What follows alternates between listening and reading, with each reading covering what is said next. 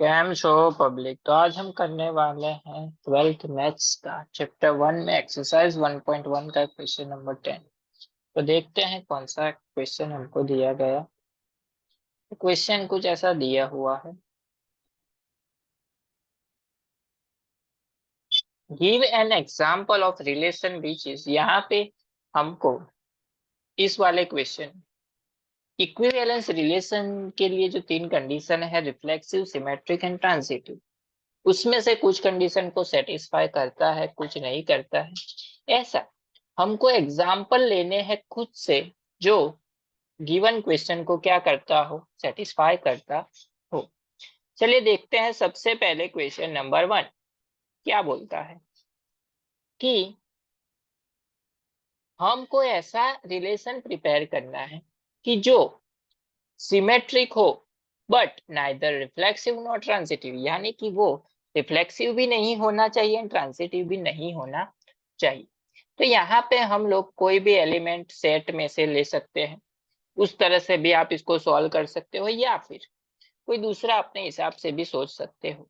तो यहाँ पे हम लोग लेते हैं लाइन का एग्जांपल कि L1 एंड L2 अगर दो लाइन है एंड कंडीशन क्या है उसके लिए कि L1 परपेंडिकुलर है L2 से।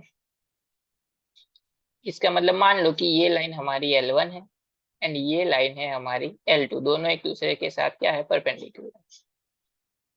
तो हम लोग ऐसा नहीं बोल सकते फर्स्ट कंडीशन क्या होती है, रिफ्लेक्सिव।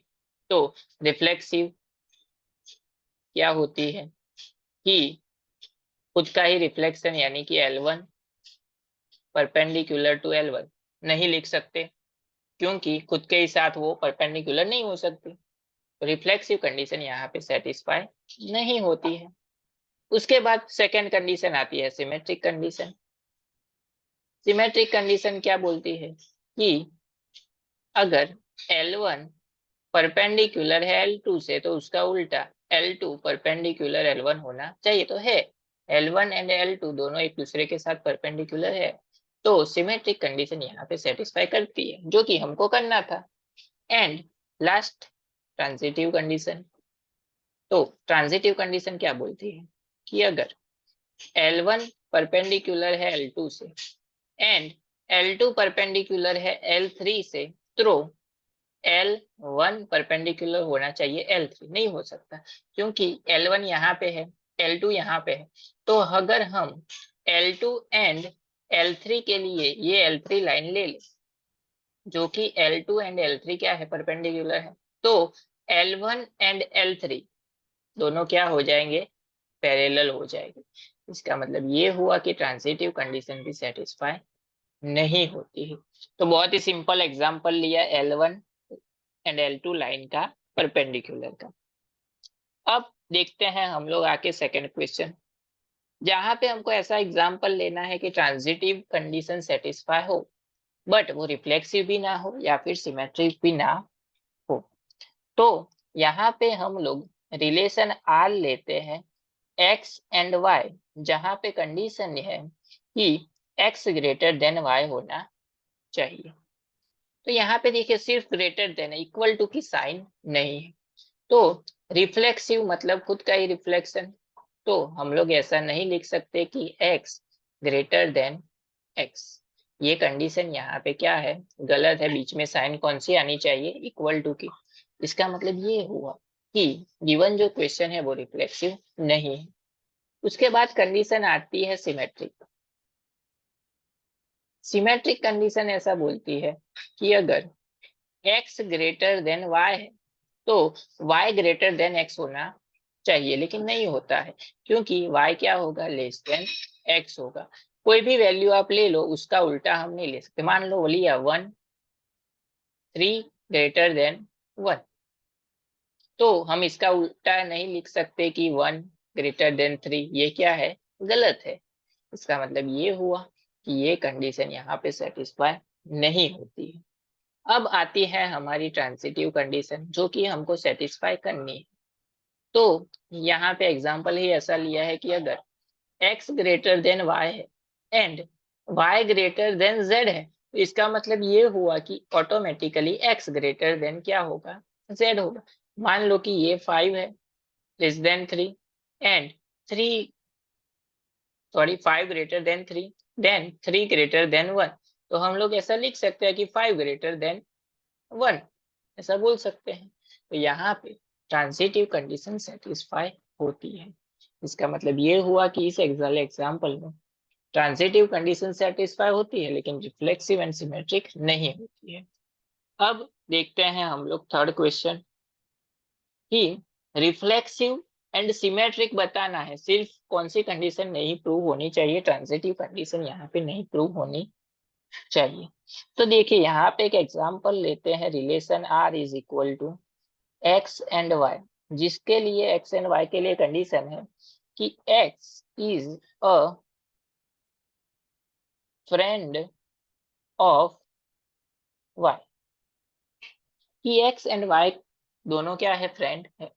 तो सबसे पहली कंडीशन रिफ्लेक्सिव, रिफ्लेक्सिव में तो खुद का ही रिफ्लेक्शन मतलब एक्स एक्स ले लो, तो हम लोग ऐसा बोल सकते हैं कि वो खुद का ही फ्रेंड तो होता ही है, मतलब x x belongs to R. फिर आती है second condition, symmetric condition. Symmetric condition क्या बोलती है कि अगर x रिलेटेड टू y है, बिलोंग्स टू r है, इसका मतलब x is a friend of y। तो हम उसका उल्टा भी लिख सकते हैं कि y is a friend of x, यानी कि y x also belongs to क्या होगा, r होगा। यानी कि यहाँ पे रिफ्लेक्सिव एंड सिमेट्रिक दोनों कंडीशन सेटिस्फाई होती है। अब आती है ट्रांजिटिव कंडीशन कि अगर x y का फ्रेंड है एंड y जो है वो z का फ्रेंड है, तो ऐसा नेसेसरी नहीं है कि x भी z का फ्रेंड हो। ऐसा कोई रिलेशन नहीं है कि अगर x एंड y फ्रेंड है and y and z friend है तो x भी z का फ्रेंड होना चाहिए। ये कंडीशन यहाँ पे सेटिस्फाई नहीं होती है। हो भी सकता है, नहीं भी हो सकता। इसका मतलब ये हुआ कि यहाँ पे ट्रांजिटिव कंडीशन नहीं सेटिस्फाई होती है, सिर्फ दो ही कंडीशन सेटिस्फाई होती है, रिफ्लेक्सिव एंड सिमेट्रिक। अब देखते हैं क्वेश्चन नंबर 4। क्वेश्चन नंबर 4 में हमको दिया गया है कि रिफ्लेक्सिव कंडीशन होनी चाहिए, ट्रांजिटिव कंडीशन होनी चाहिए, लेकिन सिमेट्रिक कंडीशन नहीं होनी चाहिए। तो उसके लिए हम लोग एग्जाम्पल लेते हैं, relation R is equal to x y, जहाँ पे x ग्रेटर देन और इक्वल टू लेते हैं हम लोग y। देखिए ग्रेटर देन और इक्वल टू की साइन आई, इसका मतलब ये हुआ कि रिफ्लेक्सिव कंडीशन क्या होगी, सेटिस्फाई होगी। कैसे कि मान लो एक एलिमेंट लिया x, खुद का ही रिफ्लेक्शन x, यानी कि इसको हम लिख सकते हैं x is equal to x। भले ग्रेटर देन दोनों में से कोई भी एक कंडीशन सेटिस्फाई होनी चाहिए, या तो ग्रेटर देन हो या तो फिर इक्वल टू। यहाँ पे इक्वल टू की कंडीशन सेटिस्फाई होती है। इसका मतलब ये हुआ कि गिवन जो रिलेशन है वो रिफ्लेक्सिव है। अब आता है सिमेट्रिक कंडीशन पे। सिमेट्रिक कंडीशन क्या बोलती है कि अगर x y belongs to r है, यानी कि x ग्रेटर देन और इक्वल टू y है, तो इसका उल्टा हम लोग नहीं लिख सकते कि y ग्रेटर देन और इक्वल टू x। ये क्या है, यहाँ पे गलत है। इसका मतलब ये हुआ कि गिवन जो क्वेश्चन है वो सिमेट्रिक कंडीशन सेटिस्फाई नहीं करता है। एग्जाम्पल से सोचे कि 3 ग्रेटर देन और इक्वल टू 1 ले ले, तो हम लोग 1 ग्रेटर देन और इक्वल टू 3 नहीं ले सकते, क्योंकि ये चीज क्या है, गलत है। अब जाते हैं हम लोग थर्ड कंडीशन पे, ट्रांजिटिव कंडीशन पे। ट्रांजिटिव कंडीशन क्या बोलती है कि अगर x ग्रेटर देन और इक्वल टू y है एंड y ग्रेटर देन और इक्वल टू z है, तो ऑटोमेटिकली x ग्रेटर देन और इक्वल टू क्या होगा, z। चलिए एग्जांपल लेते हैं, 5 ग्रेटर देन और इक्वल टू 3 है एंड 3 ग्रेटर देन और इक्वल टू क्या है, 1। देयरफॉर 5 ग्रेटर देन और इक्वल टू ऑटोमेटिकली क्या हो जाएगा, 1। तो यहाँ पे ट्रांजिटिव कंडीशन क्या होगी, सेटिस्फाई होगी। अब देखते हैं हम लोग हमारा लास्ट क्वेश्चन, क्वेश्चन नंबर 5, जहाँ पे हमको प्रूव करना है कि क्वेश्चन क्या हो, सिमेट्रिक हो, ट्रांजिटिव हो बट रिफ्लेक्सिव ना हो। तो यहाँ पे एक सेट ले लेते हैं हम लोग A 1 2 एंड 3 एंड उसके लिए रिलेशन लेते हैं 1 2 2 1 एंड 1 1 एंड 2 2। चलिए देखते हैं। सबसे पहले तो रिफ्लेक्सिव क्या होता है। रिफ्लेक्सिव मतलब खुद का ही रिफ्लेक्शन। 3 एलिमेंट है हमारे पास 1 2 एंड 3, यानी कि 1 1 बिलोंग्स टू आर तो है, 2 2 बिलोंग्स टू आर तो है, लेकिन 3 3 डज नॉट बिलोंग्स टू क्या होगा, आर होगा। 3 3 आर में नहीं है। इसका मतलब ये हुआ कि ये जो क्वेश्चन है वो रिफ्लेक्सिव कंडीशन सेटिस्फाई नहीं करता। अब जाते हैं हम लोग आके सिमेट्रिक कंडीशन पे। सिमेट्रिक कंडीशन क्या है कि 1 2 अगर बिलोंग्स टू आर है तो 2 1 भी बिलोंग्स टू आर होना चाहिए। तो 1 2 एंड 2 1 और दोनों क्या है, आर में है। इसका मतलब ये हुआ कि सिमेट्रिक कंडीशन भी क्या करता है, वो सेटिस्फाई करता है। अब जाते हैं हम लोग आगे लास्ट कंडीशन पे, ट्रांजिटिव कंडीशन पे। ट्रांजिटिव कंडीशन क्या बोलती है कि अगर 1 2 बिलोंग्स टू आर है एंड 2 1 बिलोंग्स टू आर है तो ऑटोमेटिकली 1 1 बिलोंग्स टू आर होना चाहिए। तो है देखिए, 1 2 भी आर में है, 2 1 भी आर में है, 1 1 भी आर में है। तो यहाँ पे ये कंडीशन भी क्या होगी, सेटिस्फाई होगी। सिर्फ कौन सी कंडीशन सेटिस्फाई नहीं होगी, रिफ्लेक्सिव, जो कि हमको एग्जाम्पल से समझना था।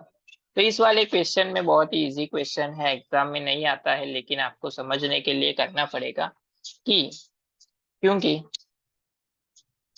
यहाँ पे हमको खुद से ऐसे एग्जाम्पल प्रिपेयर करने हैं जो कि क्या हो, सिमेट्रिक, ट्रांजिटिव, रिफ्लेक्सिव, उसमें से कुछ भी हो सकता।